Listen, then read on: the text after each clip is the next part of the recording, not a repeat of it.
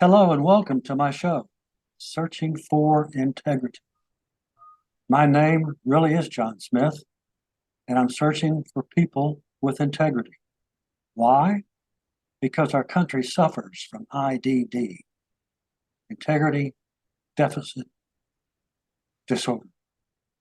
Today we have Susan Anderson, author, and her book, The Path to Servant Leadership, 12-month Guide to Implementation. I'm thrilled to get to talk to you. I don't even know much about this other than the age is changing.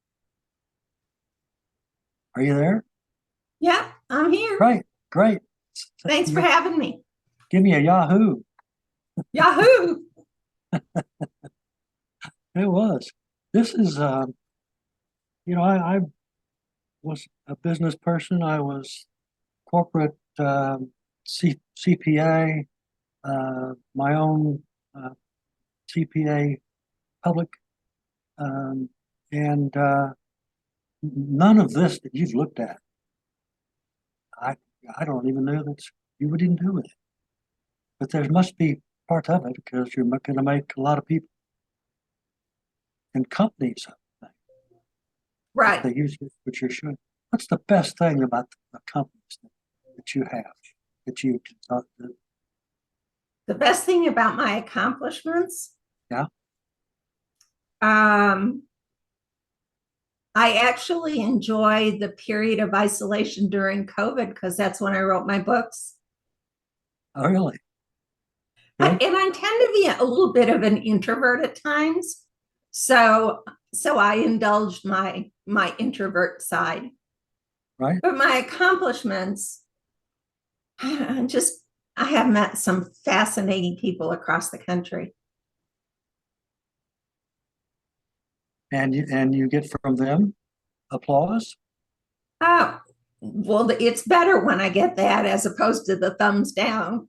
Um, Servant leadership really impacts people in a very positive way.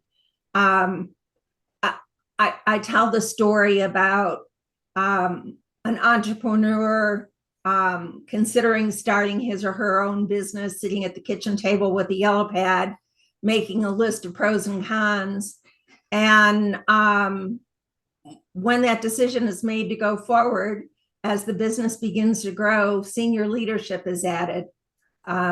Perhaps it's a COO or a CIO or any of the other chief executives that would handle a division of the company. And as the company continues to grow, we add on middle managers who oversees the operation of the frontline workers who are in direct contact with our customers and clients. And by the time 5 years has gone by, a lot of those frontline workers feel like the people at the top don't even know their name. And the dysfunction begins to happen. Mm-hmm. And where servant leadership comes in, instead of the pyramid with the CEO at the top and the frontline workers down at the bottom, you turn the pyramid on its head, and the CEO's at the bottom, empowering and inspiring his followers. Well, is there proof that's achieved once you do that? There is, and I could direct you to a lot of different examples, but Popeyes is my favorite. Cheryl Batchelder took over Popeyes after a period of about 10 years of declining growth. The franchisees were all mad at the company, and sales was off, shareholder prices were off. It was just an awful situation. And she brought on her team and said, what could we do to shake things up? And they implemented servant leadership. And over a period of about 7 years, they had 50% higher staff retention, 8% higher customer service ratings, and 6% higher job performance.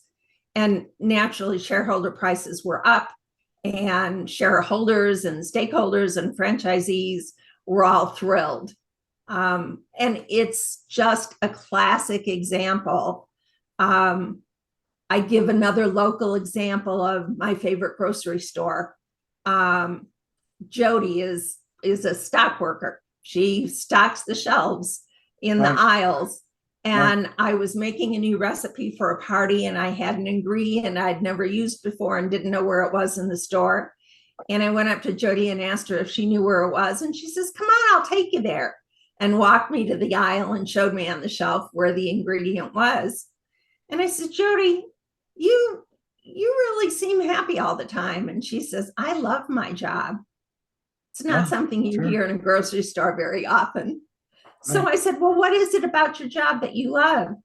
She said, "Whenever a manager walks by, they say, 'Jody, what can we do to help you make your job more pleasant?' Or, 'Jody, do you have everything you need to do your job well?'" And she says, "It's not just my manager, it's all managers." And then the magic happened. She said, "I also work at the grocery store on the other side of the highway." And she said, "I hate my job there." And I said, "Really, what's the difference?" She says, "Managers walk around trying to catch you doing something wrong." I see. That The never difference works. is servant leadership. Never works. Now, when I was in high school, I was a sacker. I sacked the groceries and carry them outside. And Yep. I did that for a couple of years. It worked out for me, but he caught me off guard as far as Popeye. And I kept thinking Popeye, Popeye, Popeye. And I'm thinking, no, it's olive oil, olive oil. No, it's chicken. It's It's chicken. chicken. Yeah. Oh, Popeye. Yes. So I would imagine that what you're producing and the others that take advantage of it are actually ahead of the others, if that's the case, or eventually that way. Yeah. I mean, McKinsey and Company did a recent study, and they interviewed 200,000 CEOs in 81 different companies and countries. And the overwhelming consensus was that the top down autocratic leadership style is dwindling and gradually being eliminated. And what's replacing it by leaps and bounds is a servant model of leadership. And, John, 46% of today's workforce is millennial and Gen Zs, and they won't put up with being bossed around. That isn't what motivates them.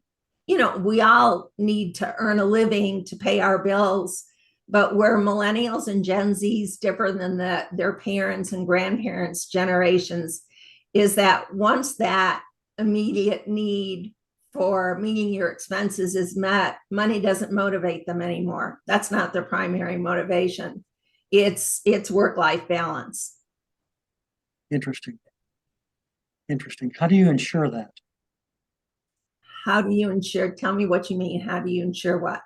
Well, in terms of what they're doing and what they might have done, in terms of, I don't know if you have insurance that pays you to keep somebody from quitting. Well, they do have signing bonuses today, and attached to the signing bonuses, you have to work a certain period of time. But Right. you don't want an indentured servant working for you. You want somebody who's going out and raving their good fortune of working in your company. And I know that when I was in business and when my kids were working, and my children are the parents of the millennials and Gen Zs. We were expected to start our job and stay there serving our company until we retired, and we got a token gift after 30 years Right. of servitude. And it isn't like Nice. that anymore. A nice We pen. used to call what the Gen Zs and the millennials are doing is job hopping, and they don't Right. look at it that way. They look at it as right fit. Until they find the right fit, I guess is what you're saying. Exactly. Interesting. Now, if they were going to go out and take 5 possibilities what's the odds on them doing that by, as you described? You're talking about what's the odds of them finding the right fit at the first time? That's right. Pretty low. Pretty low. I mean, let's assume that they've got some college underneath their belt. They still don't have any real world experience. They're Right. still, living in a fluffy cocoon, and they go to work for the very first time with expectations that are likely unrealistic, and that cold water in their face. Right. It isn't a warm fuzzy environment, your first entry level job. Well, I could probably testify to that. Um, when I went out, it was public CPA firms came to the college campuses Mm-hmm. and interviewed with a lot of, once you get picked and done, then, you felt well. Um, I thought I was going to make a lot more money, but I didn't. That's just the way it starts out. Mm-hmm. Yep, the Oh, degree at that point meant more to you than it did to them. yes, It yes, got more valuable as you got more experience. it did. But then after 5 years of public accounting, I decided to go off on my own and become this and that and that and that. A lot of mistakes were made, things. Nevertheless, what I see here is my own family. I've got kids, grandkids. My wife and I were sitting down. This one is Zen, and this one is whatever is next. We're the only uh, boomers in the family. Yeah. All the boomers are gone, except for Yeah. us. Except for us. And what's really surprising or eye-opening is the youngest Gen Z is 13. So we've Right, got 10 more years of this kind of mindset coming into the workforce. really. Yeah, we've got 2 or 3 grandchildren that are going to college right now as freshmen. Mm-hmm. Uh, we'll wait and see how that goes. Um, I'm excited to see it. I was excited then. Me, I got to go to college because I was on the GI Bill after coming home from Vietnam, Sure. and I one day I didn't know what uh, I guess what I was want to do. I didn't, but I went to every business in the business mill to ask them, why should I become marketing? Why should I become finance? Why should whatever? And I talked to all of them, and I was not impressed by any of Mm-hmm. them. And one day on a on a Saturday, I was going down the hall, and there was a guy that I got to know well. He was a professor in accounting. And he said, what are you doing? I said, I'm trying to figure out where I'm supposed to go, what I'm supposed to do. And he said, have you had any accounting? I said, yes. What kind of grades you make? I said, A. He said, you had the second part of that accounting? I said, yes. I made an A there too. And he looked at me like I was crazy. Crazy, crazy, crazy. He says, what's wrong with you, boy? And I heard, here I've gone off and got to come back from Vietnam. And he says, what's wrong with you, boy? And that's how I figured it out. Uh, and I had many times opportunities to tell people about but it's but now I have a whole uh, different kinds of people coming through. Sure. My daughter's produced her third child. It's a month now. What's that kid doing? Yep. It's amazing. Do you receive information from those that in your speaking? I think that you're probably jaw dropping by the information you have. Well, it's servant leadership in its current state is only about 75 years old. Robert Greenleaf started it and he was an executive with AT&T. It's just as the boomers age out and the younger generation becomes the majority in the workforce, our workplace has to change to accommodate that. Right, right. What was the 75 part? Pardon me? You mentioned 75 years, 75 Oh, part. yes.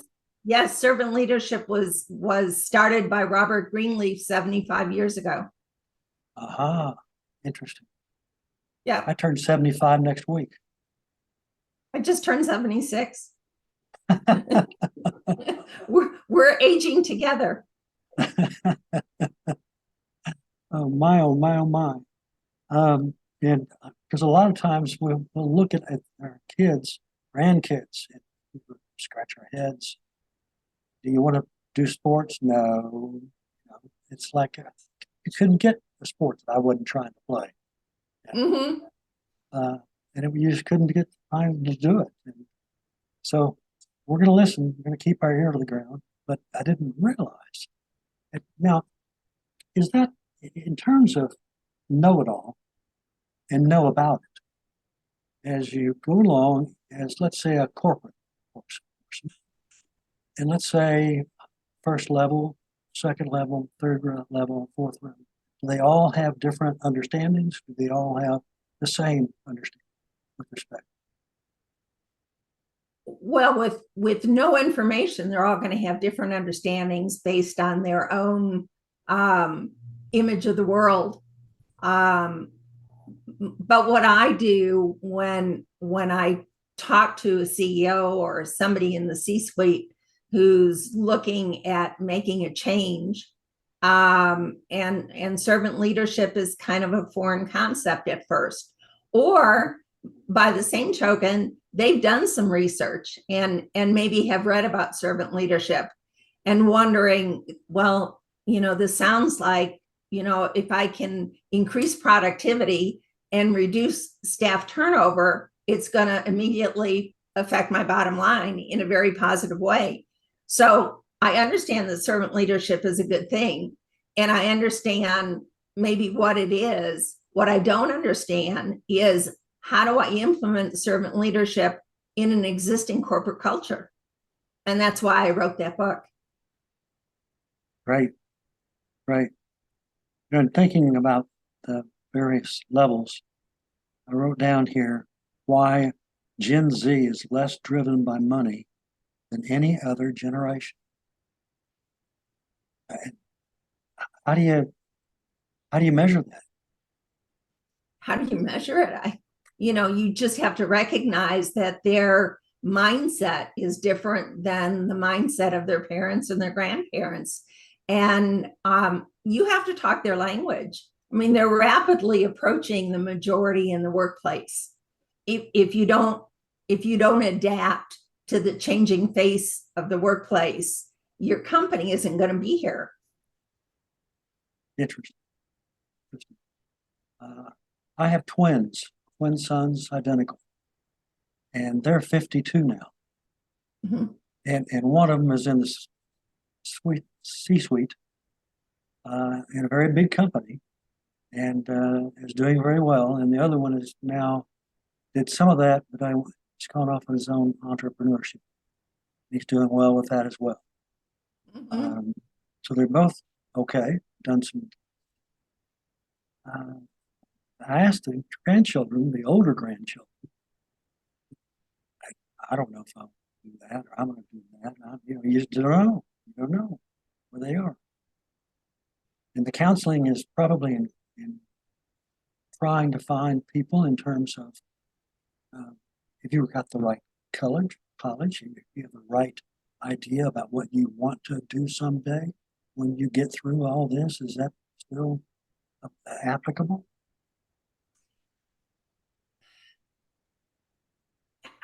I would have to say no, and it goes back to these two generations are looking for work-life balance.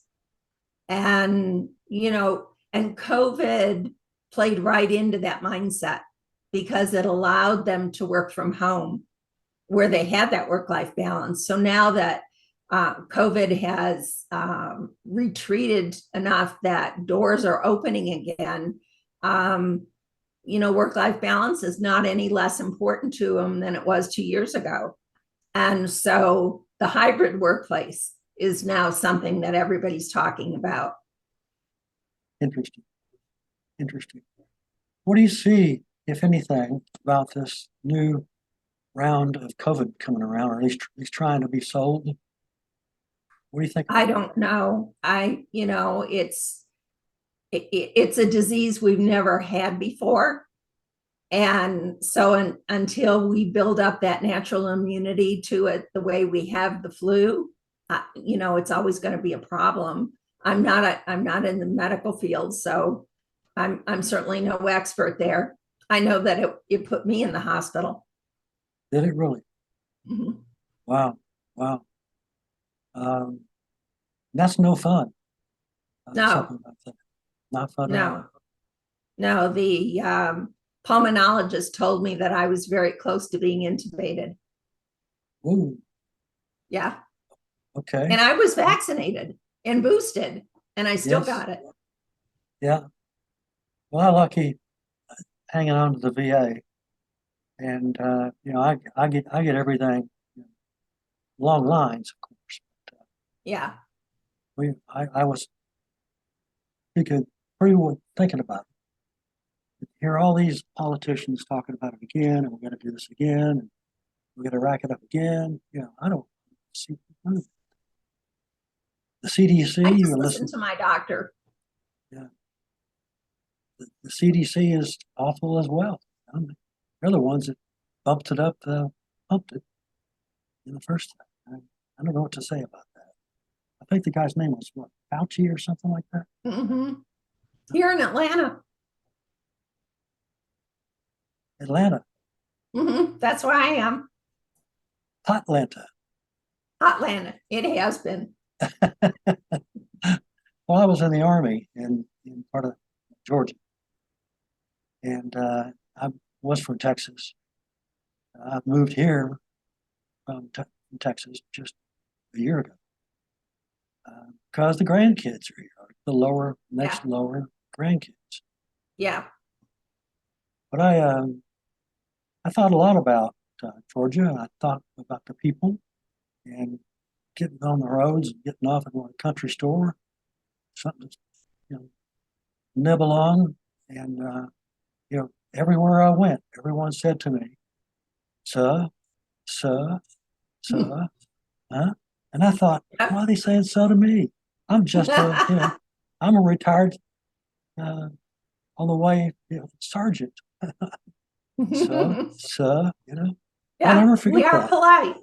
I never forget that. Well, I'd like to ask you to tell me where people can buy your book. All my Well, listeners.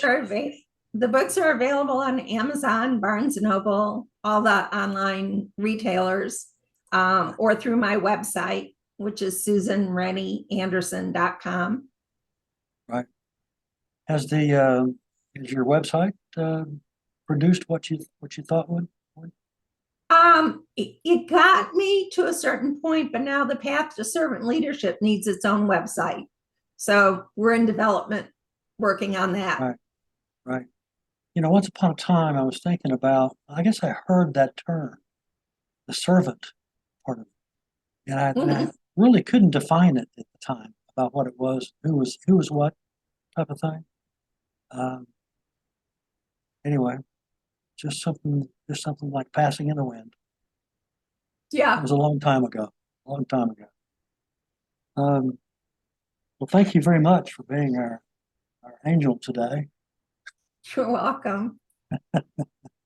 And we're always looking for people that do what you do, which is unique, and that when you talk to people and others, they'll look at you and have great esteem about you. And So you're good at that. I was wondering though, but with the COVID, you really don't do much speaking anymore. It's just beginning. I'm launching 2 leadership summits in 2024, and it will be the first time for my side to be back online. I mean, in person, as opposed to a virtual summit. Right. I never did get into that, but nevertheless, I had a better opportunity with mine.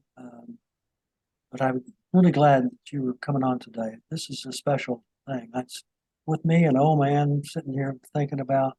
I didn't know about this, especially the servant thing. Why do they call it the servant thing? Why do they do that? Servant leadership. Well,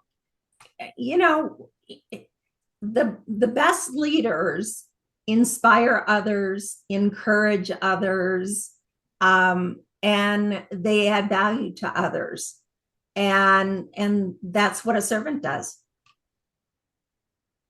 Interesting.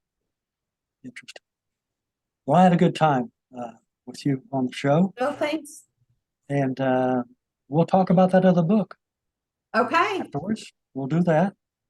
And I'm going to tell my listeners for tuning in, and thank you for searching for integrity. And my adios is so long and happy trails to all.